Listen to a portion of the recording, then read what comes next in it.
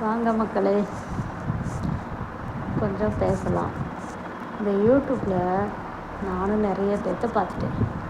தவறாக பேசி ஒருத்தரோட ஒருத்தர் போட்டி போட்டுக்கிட்டு தப்பு தப்பாக பேசுகிறாங்க. ஒரு கெட்ட வார்த்தை இல்லாத வீடியோவே இல்லை. சில பேர்லாம்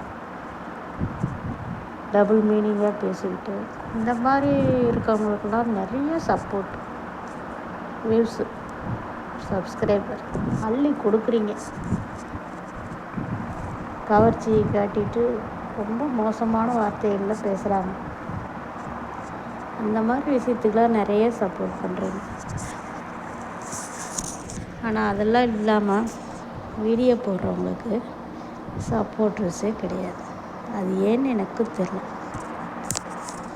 லேடிஸும் அப்படி தான் சப்போர்ட் பண்ணுறேன், ஜென்ஸும் சப்போர்ட் பண்ணுறீங்க. பாருங்கள், தப்புன்னு சொல்லலை. ஆனால் அளவுக்கு அதிகமான ஒரு கெட்ட வார்த்தை காது கொடுத்தே கேட்க முடியாது.